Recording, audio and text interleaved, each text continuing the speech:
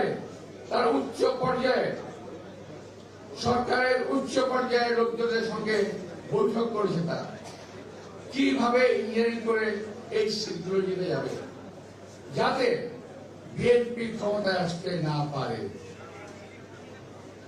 এবং যাতে এই ধরনের লোকগুলো সেই মূল এবং তার বাচ্চা তারা যেন ক্ষমতা আসতে পারে এই প্রক্রিয়া তারা চালিয়ে যাচ্ছে। আপনি খেয়াল করে দেখেন এদের নির্বাচনী প্রক্রিয়া এবং প্রচারণা অত্যন্ত দুর্বল, নাই বললেই চলে। তারপরেও তারা হুঙ্কার ছাড়ে তারা এই ক্ষমতায় যাবে, তারাই জিতবে, তারাই দেশ চালাবে। কি করে সম্ভব যদি নির্বাচন ইঞ্জিনিয়ারিং না করে তারা?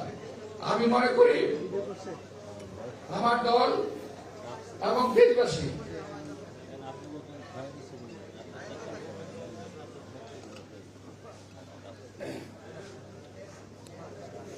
এটা বিশেষভাবে নজর দেবেন।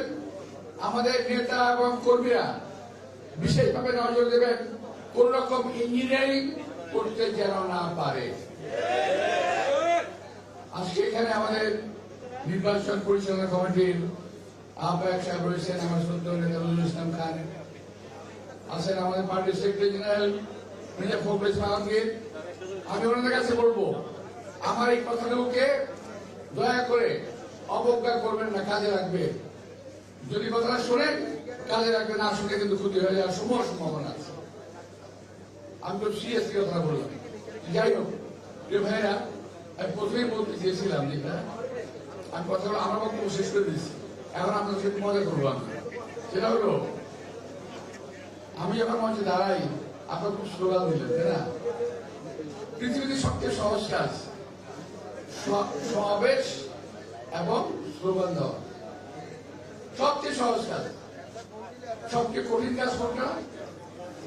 নির্বাচনে জয়লাভ করা। আমি যদি এখন প্রশ্ন করি যে আমার এলাকার অনেক লোক এখানে আছেন, আমি জানি আপনার কোনো উত্তর দেওয়ার দরকার নাই, আমি তো বলবো আর কি, শুনে যায়। আমি প্রশ্ন করি আপনার কটা বাড়িতে গেছেন, কটা ভোট চেয়েছেন, বলতে পারবেন? আমি জানি এটা।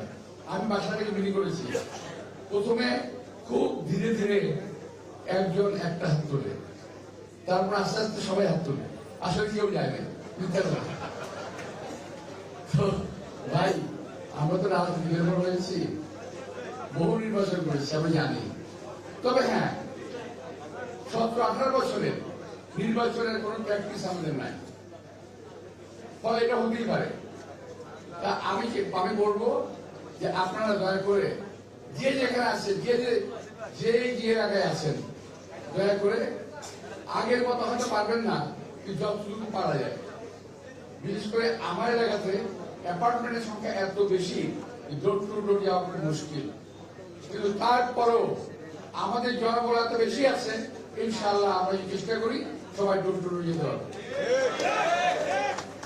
আপনার সবাই এলাকার হ্যাঁ বেশিরভাগ, আচ্ছা সবাইকে যেতে হবে। লিফটেড পোস্টার সব রেডি আছে, এখন যেতে হবে। আরেকটা বিষয়, আমাদের বিরুদ্ধে কিছু কিছু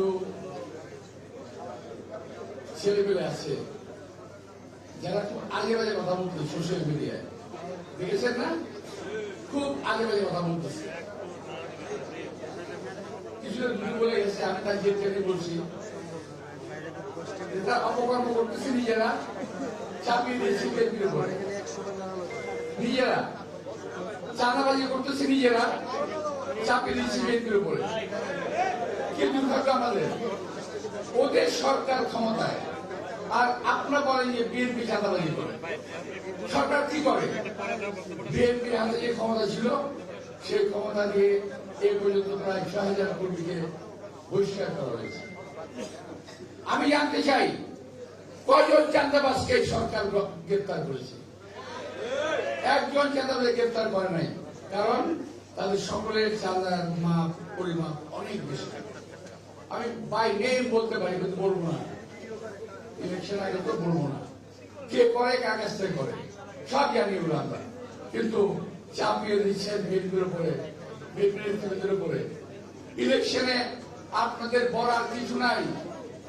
দেশের জন্য কি করেছেন বলতে পারবেন? যারা কথা বলেন, অনেকে বলে যে আমরা দুইবার বলে আওয়ামী লীগকে ভোট দিলেন, বিএনপিকে ভোট দিলেন, এবার আমাদেরকে দেন। আমাদের একবার দেখেন। কেন ভাই? ৭১ আপনারা আমরা দেখি নাই? কিভাবে মানুষকে কচুকানা করেছেন, কিভাবে দালালি করেছেন, কিভাবে মা বোনদের ইজ্জত হানি করেছেন, এটাকে আমরা ৭১ দেখি নাই?